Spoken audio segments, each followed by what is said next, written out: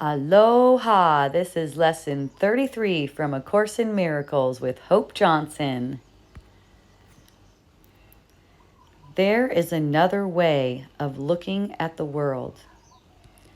Today's idea is an attempt to recognize that you can shift your perception of the world in both its outer and inner aspects. A full 5 minutes should be devoted to the morning and evening applications. In these practice periods, the idea should be repeated as often as you find comfortable, though unhurried applications are essential. Alternate between surveying your outer and inner perceptions, but without an abrupt sense of shifting. Merely glance casually around the world you perceive as outside yourself. Then close your eyes and survey your inner thoughts with equal casualness.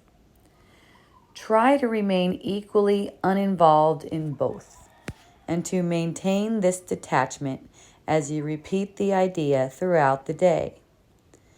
The shorter exercise period should be as frequent as possible. Specific applications of today's idea should also be made immediately when any situation arises which tempts you to become disturbed. For these applications, say, there is another way of looking at this. Remember to apply today's idea the instant you are aware of distress.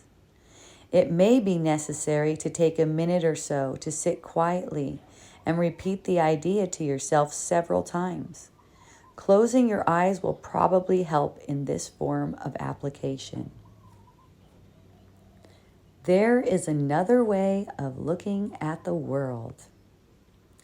So today, as you go through all of your experiences, you're going to apply this to any kind of distress, even if it's a little bit of frustration. There is another way of looking at this. Super simple. It talks about keeping your eyes closed for a minute. That's a great idea until you find relief. So you're looking for relief. You're going, there is another way of looking at this. And what I love about this is that the way that we are interpreting the world is based on past thoughts. So if we're getting an upset feeling, we know we're interpreting wrong. We can know we're interpreting wrong. That's what's going on. So the thought, there is another way of looking at this, actually opens the way to a higher seeing. And so you'll have insights. You'll notice that you have insights as you go along. Maybe not today. If not today, don't worry about it. They'll come. Just keep practicing. You'll have insights that show you a way of looking at things that you've never thought of before. But you know what? It's so easeful and it's so joyful. So anytime you feel like you're confined or imprisoned, anything like that, know that it's just the way you're looking at it. The ego will go, that's the way it is. Don't believe it, because it's an illusion. So there's always going to be another way of looking at it. In law, they call them loopholes, right? In the legal system, it's all set up this way and it looks this way. There's always a loophole. That's what I found out. And it's the same here. There's always going to be a way of looking at it that makes it real easy and smooth for you. So repeating it with your eyes closed really helps you to get that interpretation that you're looking for. Again, being unhurried with the applications. Remember to repeat it slowly. I know when I was first going through it, my thoughts would go so fast that I would repeat the thoughts really fast. Like, let me see.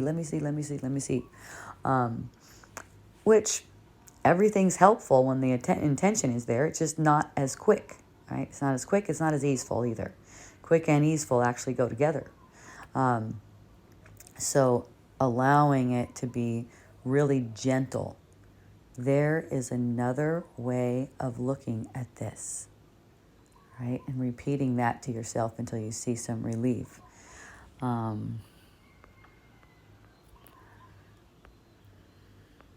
Not making any hierarchy between things. See, when you're doing the practices, the regular practices, you don't want to try to pick out things that you want to change, right? You're just watching for them as they stream in. Like when you look about your outer world, you're only just looking, for that 5 minutes, morning and evening. You're only just looking at whatever your eyes light on, and you're repeating the idea. Same thing with your eyes closed. You're only just looking at whatever your eyes light on. During the rest of the day, it's anything that causes distress, seems to cause distress. The cause of your distress actually doesn't come from the world. But that is the seeming thing.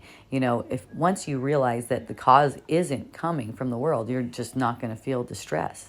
And that's what these lessons are aimed at. So you can see that, I feel distress must mean that I'm making myself a victim of the world. So there is another way of looking at this. Enjoy your practice today. I love you so much. Hui ho.